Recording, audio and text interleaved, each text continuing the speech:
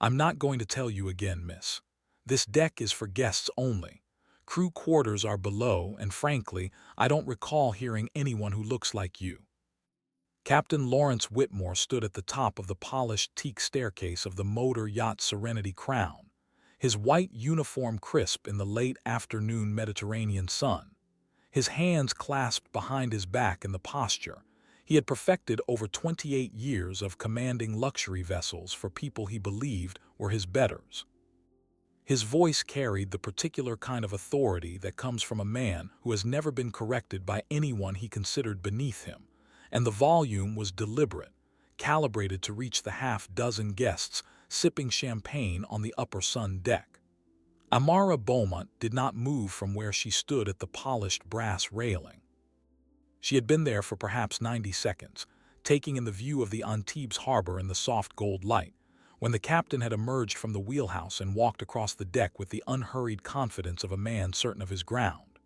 She was dressed simply, a sleeveless cream linen dress that ended just above the knee, leather sandals, a single thin gold chain at her throat. She wore no makeup. Her hair was twisted into a low, neat knot at the nape of her neck. She carried only a small woven straw bag over one shoulder, the kind of bag that costs either $30 at a market stall or $3,000 in a boutique in Saint-Tropez, depending on who is selling it and who is buying. She turned slowly toward the captain. Her expression did not change. "Captain Whitmore," she said quietly, "I'm not a guest and I'm not crew. I'm here at the invitation of the owner. I would like to take a look at the bridge before the evening service begins." The captain's mouth curved into something that was almost but not quite a smile. It was the smile of a man who has just been handed an excuse. "Miss, with respect, the owner of this vessel does not extend invitations to walk-on visitors, and the bridge is most certainly not open to the public. Now, I'm going to ask you politely, one final time, to leave the yacht. Otherwise, I'll have to call port security, and that won't be a pleasant experience for either of us." Behind him, two of the guests on the upper deck had stopped their conversation. A woman in a wide-brimmed straw hat lowered her champagne glass. A man in a navy blazer set down the cigar he had been about to light.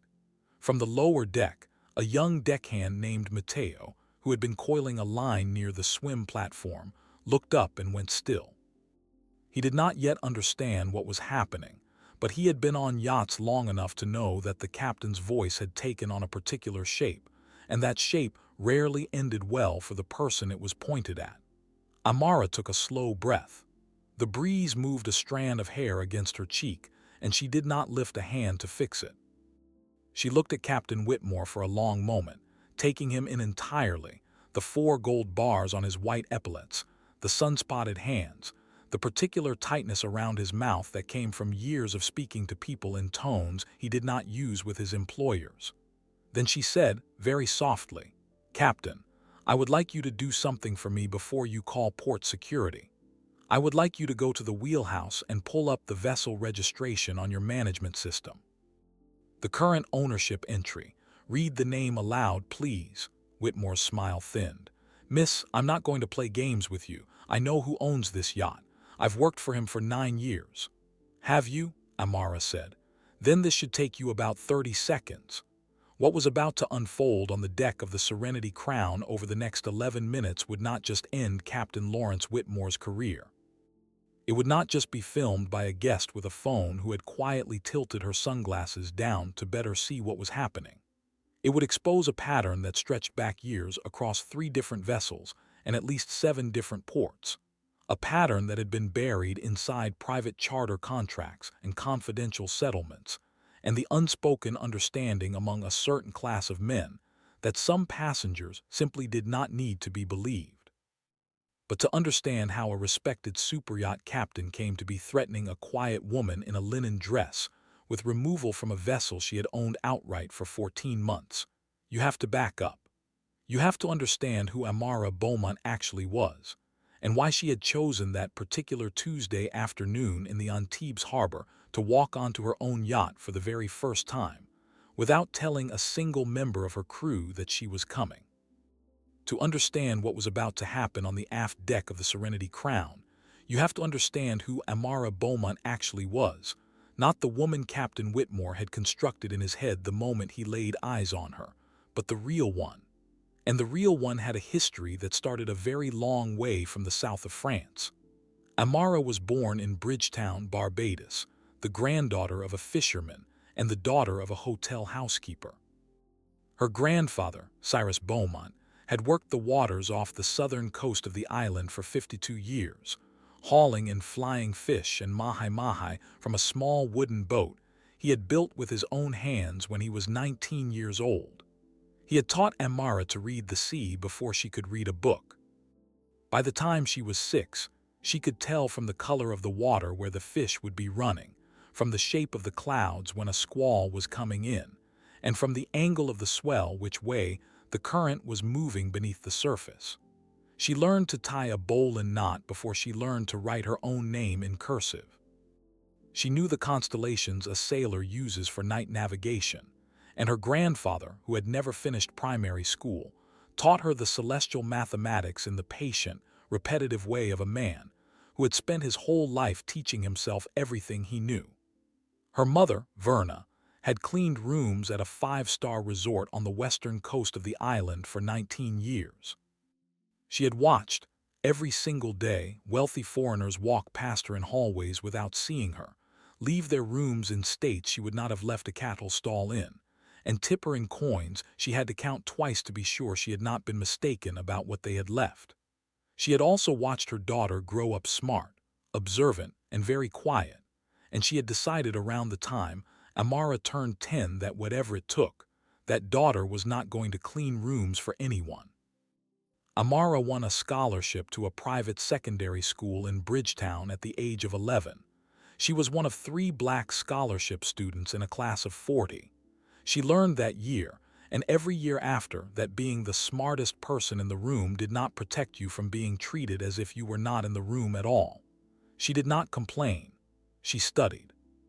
She earned a full academic scholarship to the London School of Economics at 17, and she boarded a plane out of Grantley Adams International Airport with 1 suitcase, a savings account containing 412 British pounds, and a letter of introduction from a Barbadian alumna of the school who had heard about her through her grandfather's church. She studied economics and international finance. She graduated with first-class honors. She spent 2 years at a maritime insurance firm in the city of London, learning the strange and ancient logic of how ships and yachts and cargo vessels are valued, insured, mortgaged, and sold. Then she spent 4 years at a private equity firm that specialized in maritime assets, learning the deeper logic of how the same vessels are bought and sold by the small handful of families who control most of the world's luxury fleet. She kept notes. She watched. She figured out that the entire industry, the $100 billion global business of yacht ownership and charter, was structured around the assumption that the people who owned the boats and the people who served on the boats came from a very narrow range of backgrounds, and that anyone who fell outside that range was, by default, suspected of not belonging. She also figured out something else. The luxury charter market was deeply inefficient. Most yachts spent 80% of their year sitting in port. The owners who used them rarely used them well. The charter brokers took commissions that were not justified by the value they provided. The crews were managed by men who treated their vessels like personal fiefdoms and their guests like inconveniences to be tolerated. There was a business to be built inside that inefficiency, and Amara, at the age of 29, walked into a meeting with 2 senior partners at a Geneva-based family office and presented them with a 112-page business plan for a yacht charter and asset management company that did not yet exist. The lead partner, a Swiss woman named Helene Roth, told her afterward that it was the most thorough plan she had reviewed in her 15 years at the office. She wrote the first check. Beaumont Maritime Holdings was incorporated in Monaco 11 months later. Its first acquisition was a 42-meter motor yacht purchased at auction from the estate of a Russian industrialist. That had been 7 years ago. Today, Beaumont Maritime owned a fleet of 9 luxury vessels operating across the Mediterranean, the Caribbean, and the South Pacific. And the Serenity Crown, the 70-meter superyacht currently rocking gently at its mooring in Antibes, was the newest acquisition in that fleet. But here is the part that mattered for what was about to unfold on the deck of the Serenity Crown that afternoon. Amara did not just own the yacht. She owned the holding company that owned the yacht, and through a series of carefully structured share arrangements with her original investors, she held final and unilateral authority over every personnel decision across the entire fleet. Every captain, every chief engineer, every chief stewardess, every deckhand, every chef on every vessel from the Caribbean to the South Pacific worked, at the end of the org chart, for her. She had the power to hire them, to promote them, to investigate them, and to terminate them. She had used that power sparingly in 7 years and almost never publicly. That was about to change. Captain Lawrence Whitmore did not know any of this. The two guests on the upper deck did not know any of this. The young deckhand Mateo, coiling line near the swim platform with his hands now perfectly still, did not know any of this. They had looked at Amara in her simple cream linen dress and her low knot and her quiet posture at the brass railing, and they had decided who she was based on nothing but their own assumptions. They were about to discover, in front of witnesses and at least one phone camera that had already started recording, exactly how wrong those assumptions had been. To understand why she had come to the yacht that particular afternoon, alone, unannounced, dressed in nothing that signaled wealth, you have to back up another 48 hours. You have to understand what had been crossing Amara's desk in Monaco for the better part of 9 months. The complaints had started as a trickle. A guest on the Aurelia, one of Beaumont Maritime's older charters operating in the British Virgin Islands, had written to the booking office to say that she had been asked twice by the chief stewardess to verify she was actually the person on the charter contract, despite having boarded with her own husband, who was white and was not asked the same question. The complaint had been logged, a refund partially issued, the file closed. A second complaint, 4 months later, from a black businessman who had chartered the Solène in St. Lucia for his wife's 50th birthday, said that the captain had refused to address him directly throughout the 7-day charter, routing every question and decision through his wife instead, who was white, and who had finally lost her temper on day 6 and ordered the captain to speak to her husband or be replaced. Another file, another partial refund, another closed case. A third complaint, 6 weeks after that, from a guest who had been on board the Serenity Crown itself during a Cap d'Antibes charter in the spring, said that she had overheard Captain Whitmore in the wheelhouse on the 2nd day of the charter referring to the principal guest, a Nigerian British technology investor and a longtime friend of Amara's, as, quote, the help who thinks he's people, end quote. The complaint had been investigated. Whitmore had denied it. The witness had been a junior stewardess who, when interviewed by the management company, had recanted her account and resigned from the industry within 3 months. Amara had read every one of those complaints. She had also read the management company's responses, the standard apologies, the boilerplate language about retraining and refresher courses, the absence of consequences. She had noticed the same names appearing across multiple files. She had noticed that the management company her vessels were contracted with, a London firm that had been running superyacht crews for 34 years, had a documented pattern of closing complaints from black charter guests at a rate roughly 4 times higher than from white guests, and almost never with any disciplinary action attached. She had decided 2 weeks earlier that the next time she traveled to the Mediterranean, she would not arrive as the owner. She would arrive as a guest. She would board the yacht alone, in clothing that did not signal status, under a name nobody on the crew would recognize, and she would observe. She would not announce herself. She would let the crew tell her, in the way crews always tell on themselves when they think nobody important is watching, exactly what kind of vessel they were running. And then, exactly as she had hoped and exactly as she had feared, Captain Lawrence Whitmore had stepped out of the wheelhouse, walked across the polished teak deck, and shown her precisely who he was. Now he was standing 6 feet away from her, the the late afternoon Mediterranean sun glinting off the 4 gold bars on his epaulets, telling her he was going to call port security if she did not leave the yacht. And in the small woven bag over her shoulder, Amara Beaumont, founder and chief executive of Beaumont Maritime Holdings, was carrying the folded copy of a document that was about to end his career before the dinner service had even been laid. The confrontation on the aft deck had not begun with the captain. It had been building for almost 90 minutes before Whitmore ever set foot on the teak. To understand how it had reached the point it had, you have to back up to the moment Amara stepped through the security gate at the Port Vauban Marina. She had arrived at the marina at Fort Welve in the afternoon. She had taken a taxi from the small boutique hotel where she had spent the previous night, a hotel she had booked under her grandmother's maiden name, Whitfield, the same name on the passport she had been carrying for 15 years and almost never used. She had not used her chauffeur. She had not brought an assistant. She had not stopped by the local Beaumont Maritime office, which was 3 streets away. She had simply paid the taxi driver in euros, gathered her small bag, and walked toward the entrance of one of the most exclusive private marinas on the Mediterranean coast. The security guard at the pedestrian gate, a man in his late 40s named Henry, looked up from his small monitor when she approached. He was reading a newspaper folded into quarters. He had waved through a couple in their 60s 2 minutes earlier without looking at their identification. When Amara stopped at his window, he set the newspaper down and looked at her with the expression of a man preparing to explain something patiently and slowly.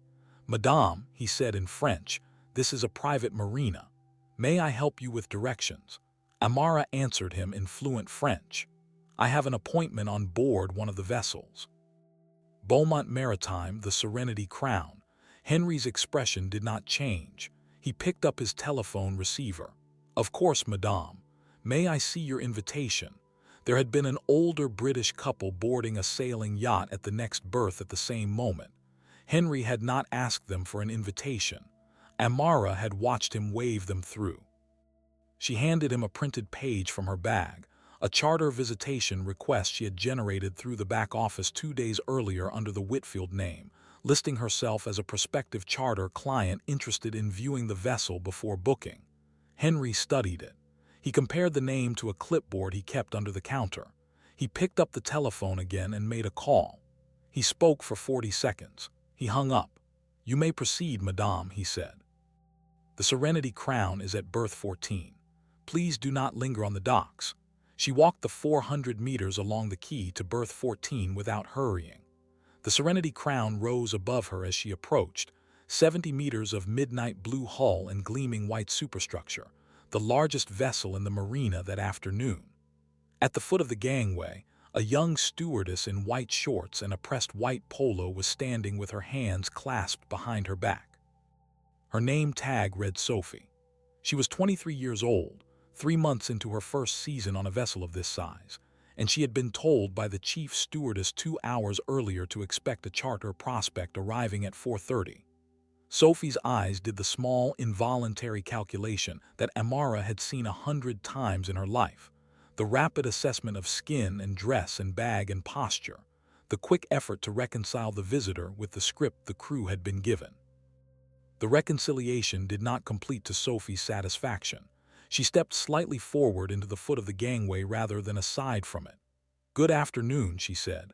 Her smile was a half-second late. "May I help you?"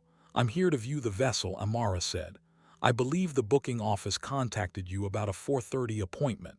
The name is Whitfield." Sophie glanced down at the small tablet in her hand. She tapped it twice. Her brow furrowed in a way that was not quite genuine. "I'm sorry," she said. "I don't see a Whitfield on my list. Could you wait here a moment while I check with the chief stewardess?" "Of course," Amara said.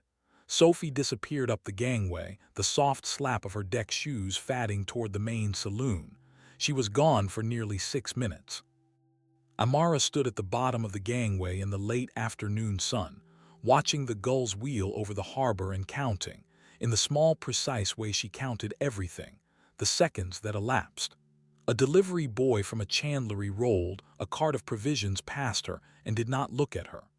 A French photographer working the docks for an aviation magazine glanced at her, then looked away. When Sophie returned, she was accompanied by a tall blonde woman in her late 30s whose name tag read INGRID, Chief Stewardess. Ingrid's smile had been arranged before she came down the gangway. It did not match her eyes. "Madame Whitfield," Ingrid said, "I'm afraid there has been some confusion with the schedule. We don't appear to have your viewing appointment on the manifest," Ingrid continued. Her tone was perfectly polished, the kind of polish that only comes from years of practice in saying unpleasant things in pleasant voices. "May I ask who you spoke with at the booking office?" "The communication was processed through the central reservations desk in Monaco," Amara said. "I have the confirmation here." She reached into her woven bag and produced a folded printout. Ingrid took it between her thumb and forefinger as if it were something slightly damp. She read it.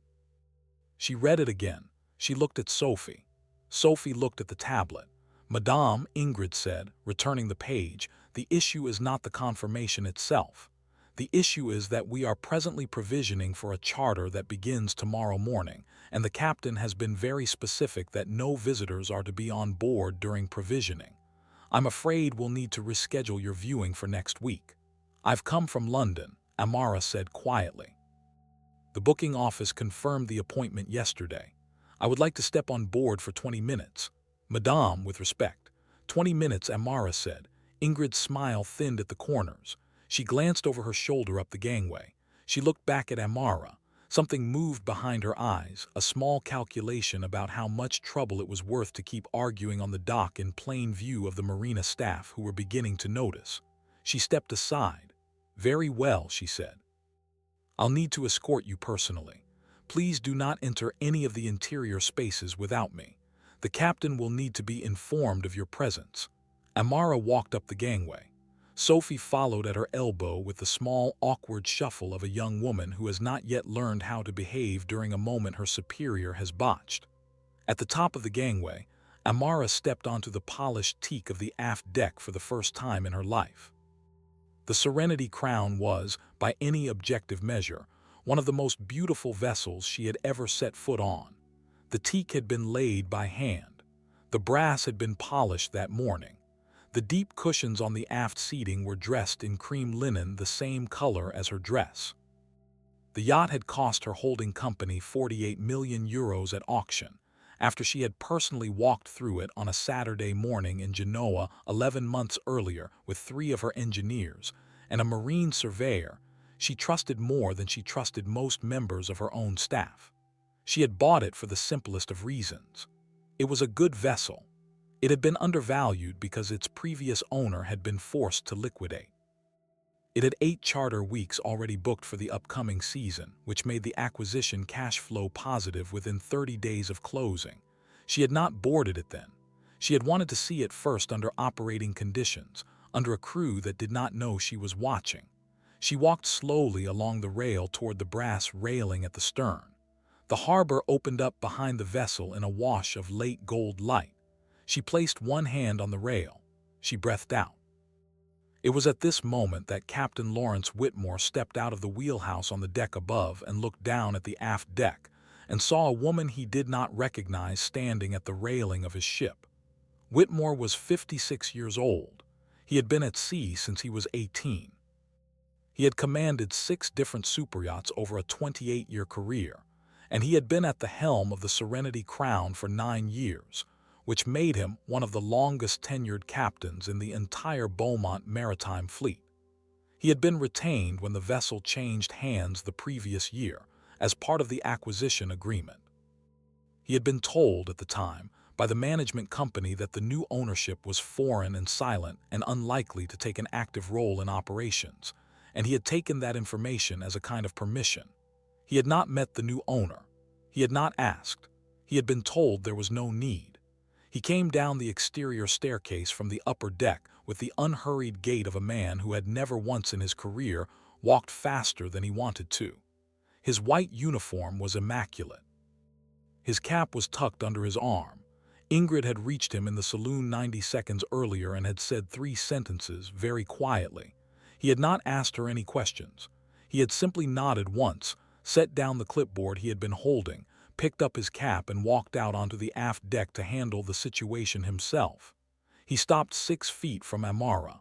"Miss," he said, "this deck is for guests only."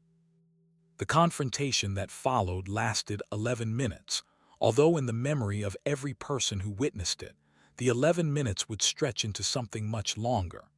The light on the harbor would be remembered as both more golden and more cruel than it actually was. The captain's voice would be remembered as both louder and quieter than it actually rose. The exact wording of the exchange would be reconstructed differently by every witness when they were eventually asked, but the central architecture of it would never be in dispute, because by the time the captain made his final demand, 3 separate phones in 3 separate hands had been recording for over 6 minutes.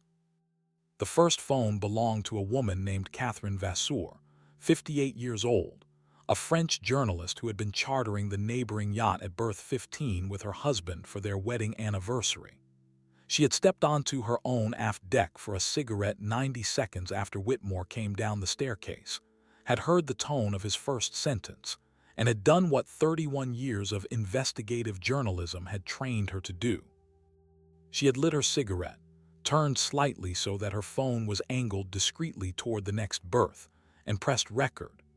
The second phone belonged to the man in the navy blazer on the upper deck of the Serenity Crown itself, a guest who had come aboard for cocktails as part of a pre-charter tour the management company had arranged for a different prospective client, a German hedge fund manager whose family was considering a long booking. The navy blazer man was the hedge fund manager's brother-in-law, and he had been quietly skeptical of his sister's husband's choice of charter operator for 6 months. He had pulled out his phone the moment he heard Whitmore say crew quarters are below. The third phone belonged to Sophie, the young stewardess, who had not intended to record anything when she pulled her phone from her back pocket. She had only meant to glance at the time. But when she lifted the screen to her hand and saw the captain stepping toward Amara, something in her stomach told her to leave the camera running and angle it away. She was 23. She had not been on a vessel of this size before, but she had been raised in a small town in northern Sweden by a mother who had taught her that when something is wrong, you do not look away from it, even if the person doing it pays your salary. Whitmore did not see any of the phones. He was looking at Amara. "I'm going to ask you one more time, miss," he said. His voice had climbed a quarter step. "I do not know who let you up the gangway. I do not know what story you told them. But this vessel is not open to walk-on visitors during provisioning. I'd advise you not to make this more difficult than it needs to be." "Captain," Amara said, "the booking office in Monaco confirmed my appointment yesterday at 1640 Central European Time. I have the printed confirmation. Your chief stewardess has already reviewed it. The appointment was logged in the central reservation system. I am asking you, before you escalate this any further, to please verify the appointment against the central system, not against the manifest your chief stewardess has been working from. The two systems can show different data when an appointment has been entered late, and the central system is the authoritative source." Whitmore stared at her. A small muscle moved in his jaw. He was not used to being told how to verify anything by a passenger, and certainly not by this passenger. He was also clearly aware that Ingrid had not mentioned to him anything about a confirmed appointment in any system. The chief stewardess had told him there was an uninvited visitor at the rail. He had not asked her to elaborate. He did not look at Ingrid. He kept his eyes on Amara. "Miss," he said, "I'm not going to argue procedure with you. This is my vessel.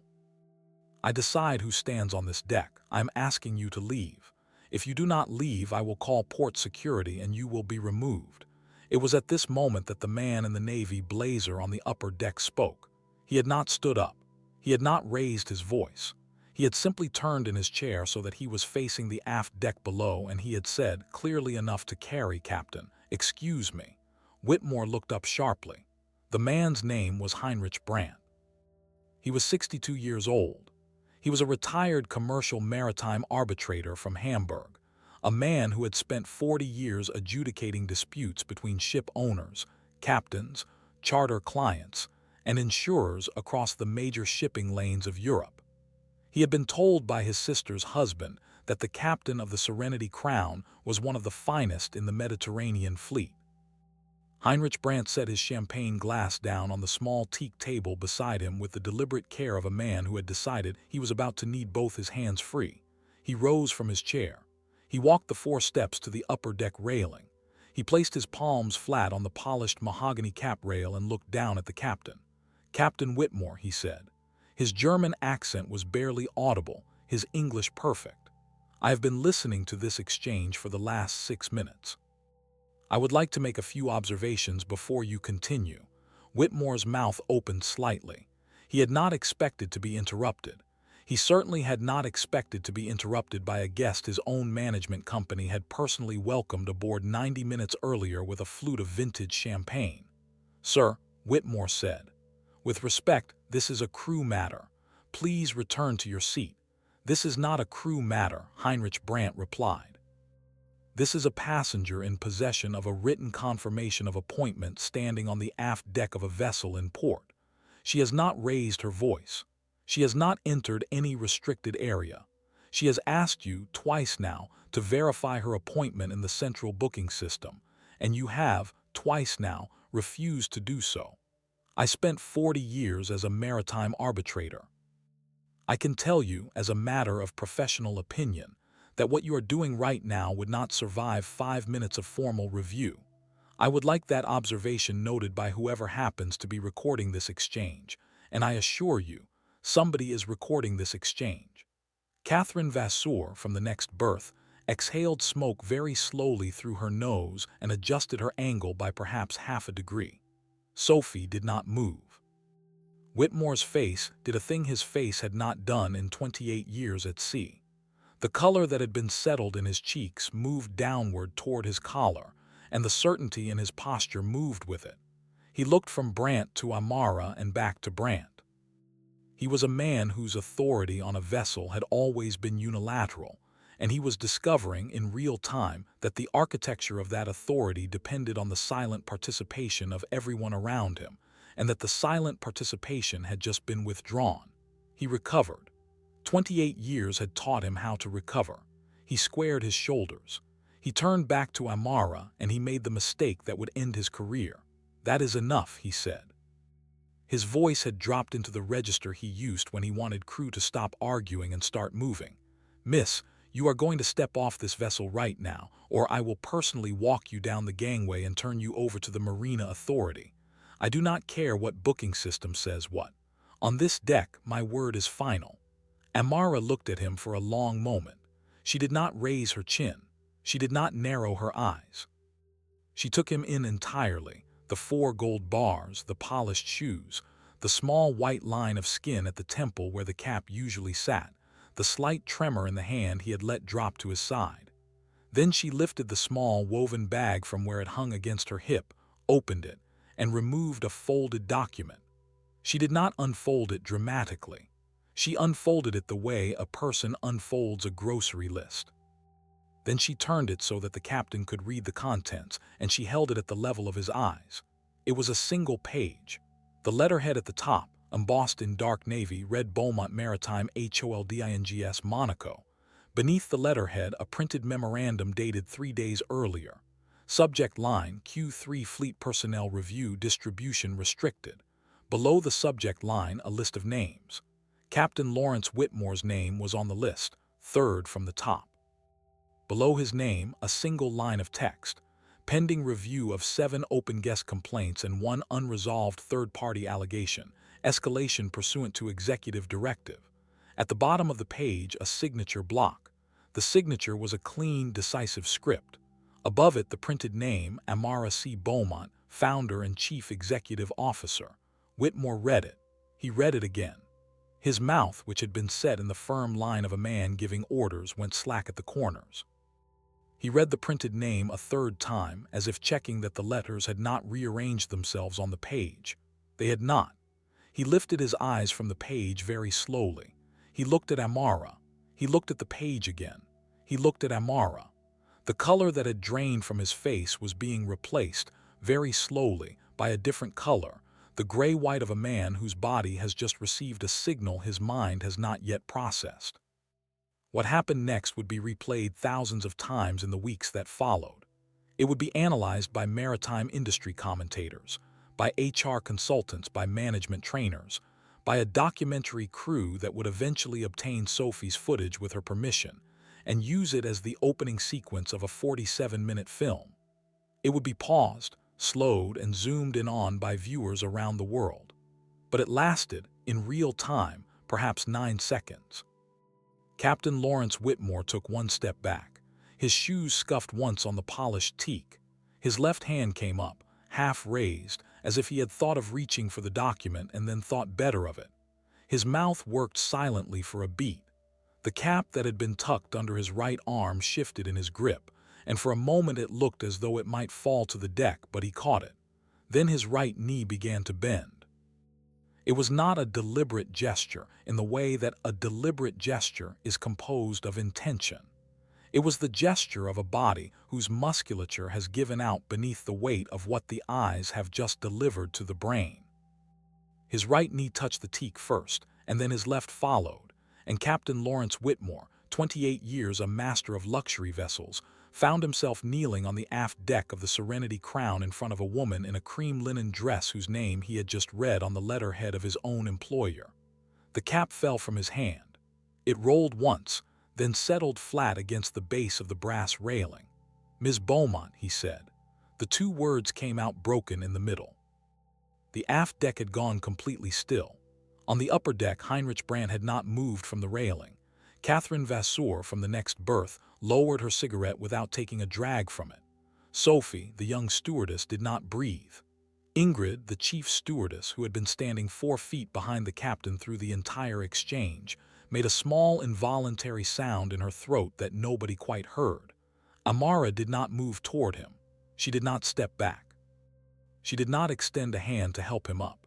She looked down at him for a long moment with the same calm expression she had worn since the conversation began, and then she folded the document slowly, along the same crease it had been folded along when she removed it from her bag. She slid it back into the woven bag at her hip. She did not break eye contact with him. "Captain Whitmore," she said quietly, "please stand up." He did not stand up immediately. He could not. His thigh muscles were not responding to the signal his brain was trying to send to them. He stared at the teak in front of him and breathed in through his nose and breathed out and breathed in again, the way a man breathes when he is trying not to be sick. "Captain," Amara said, "stand up. Kneeling does not undo what you just did. Kneeling does not return the 7 guests whose complaints sat in your file. Kneeling does not undo what you said about my friend in the wheelhouse last spring when you thought no one was listening.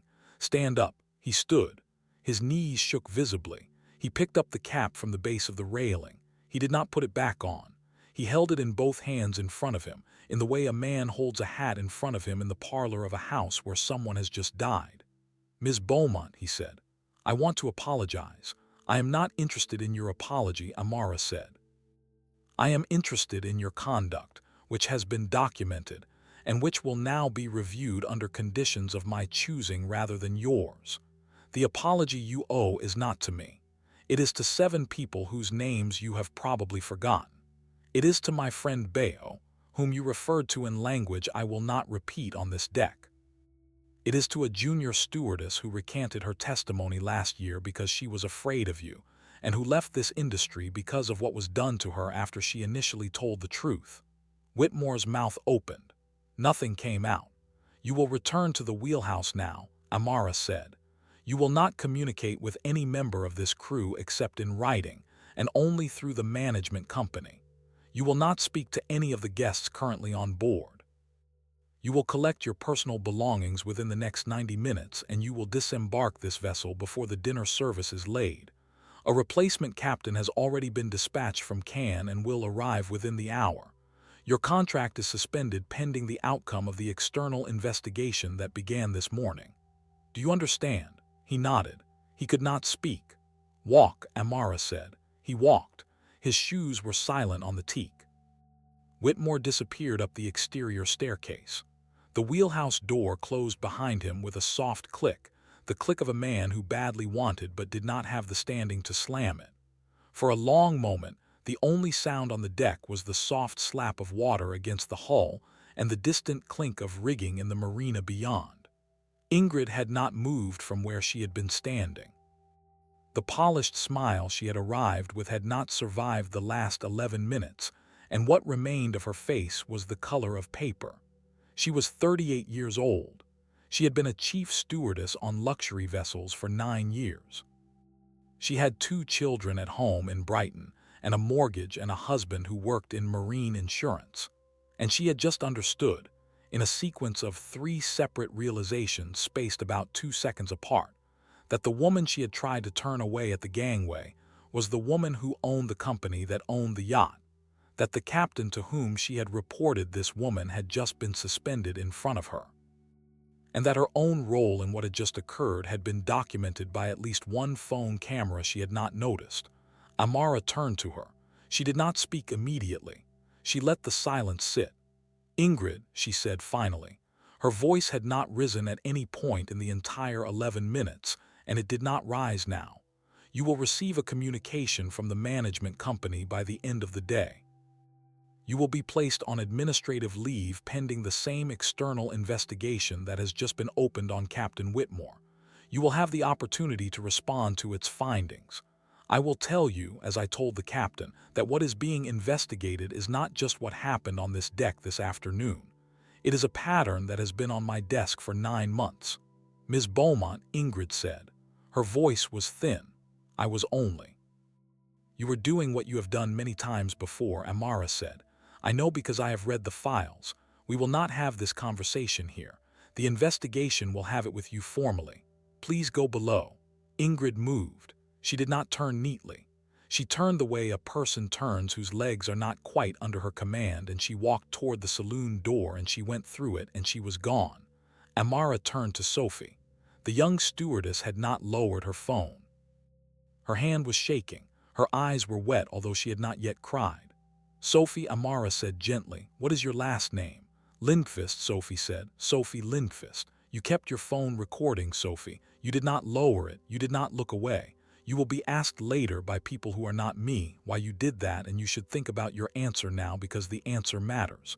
"I knew it was wrong," Sophie said quietly. Her voice cracked on the last word. "I have only been here 3 months. I did not know how to say it was wrong, so I did the only thing I could think of." "You did exactly the right thing," Amara said. "Please do not delete that footage. Please send a copy of it to the external investigators who will contact you tomorrow morning. The original stays on your phone. The copy goes to them." Sophie nodded. Tears moved down her cheeks. She did not wipe them. Amara looked up to the upper deck. Heinrich Brandt was still at the railing, both hands still flat on the polished cap rail.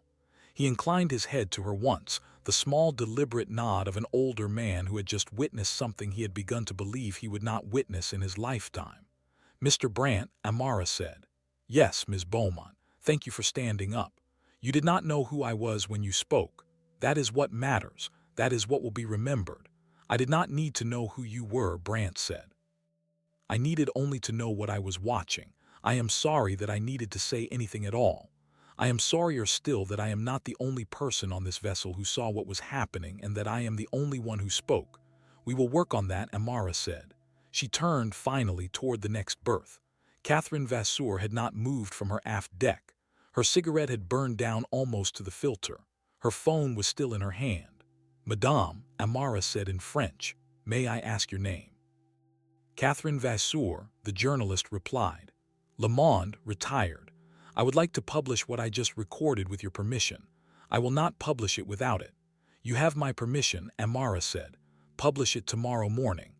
You will have a statement from me at 6 o'clock." The article in Le Monde went live at 6:47 the next morning, 7 minutes after Beaumont Maritime Holdings published its own statement through its Monaco communications office. The 2 pieces hit the wires within minutes of each other, and by the time European markets opened, the story was running on every major maritime industry outlet from Hamburg to Hong Kong. The statement was 1,600 words. It named the vessel. It named the conduct. It did not name the employees because the investigation was still pending, but it described what they had done in plain, specific language. It acknowledged that the chief executive of the holding company had been the woman on the deck. It acknowledged that this had not been an accident. It announced four things: an immediate external investigation conducted by a maritime ethics firm in Geneva that Amara had retained the previous evening, the administrative suspension of the captain, the chief stewardess, and the marina security contractor who had detained Amara at the pedestrian gate. A full audit of every guest complaint closed without action across the Beaumont Maritime fleet over the previous 5 years, and the publication, within 6 months, of aggregated complaint data broken down by vessel, by crew role, and by guest demographic indicators, to be updated quarterly thereafter on the company's investor portal. Catherine Vasseur's footage was viewed 11 million times in the first 48 hours. Sophie Lindqvist's footage, which captured the captain's face at the moment he read the document, was viewed 9 million times in the same window. Heinrich Brandt was interviewed by 3 different newspapers within a week. He declined to elaborate beyond what he had said on the deck. "I did what was in front of me to do," he told one journalist. "I am too old to be praised for the absolute minimum." Captain Lawrence Whitmore was terminated for cause 11 days later, after the external investigation completed its initial findings. He did not contest the termination. His attorney, after reviewing the 3 separate video recordings, had advised him there was no contest to be made. He did not work in the superyacht industry again. According to a former colleague who knew someone who knew his sister, he moved back to a small village in Cornwall and spent the next 18 months in a state of quiet, baffled silence that he did not seem able to explain to anyone who asked. Ingrid Halvorsen was terminated as well. Her case took longer because the investigation expanded beyond the events at the marina to include 4 prior guest complaints in her own file and 6 additional accounts that surfaced during the audit. She did not appeal. She left the industry. Henry, the security guard at the marina pedestrian gate, was the subject of a separate complaint filed by Beaumont Maritime with the Marina Authority. He received a formal written warning and mandatory bias training, both of which were a matter of public record under French labor law. Sophie Lindqvist was promoted to junior chief stewardess on a different Beaumont Maritime vessel within 60 days. She was 24 when she made chief stewardess on her own ship at 26. She is, at the time of this story being told, the youngest chief stewardess in the entire Beaumont fleet. Bayo Adesanya, the technology investor whose dignity had been mocked in the wheelhouse the previous spring, received a personal apology from Amara at her home in Monaco the following Sunday afternoon, and a charter credit he never used because he donated it back to a maritime training scholarship Amara established 3 months later for young people of color from the Caribbean. The first cohort had 19 students. The third cohort had 61. Theodore Brandt, Heinrich Brandt's nephew, who is studying maritime law at the University of Hamburg, took an internship at Beaumont Maritime the following summer. 6 months after that afternoon in Antibes, Amara Beaumont boarded the Serenity Crown again. This time, she boarded at noon, openly, with a delegation of 9 people including her chief operating officer and 3 members of her board.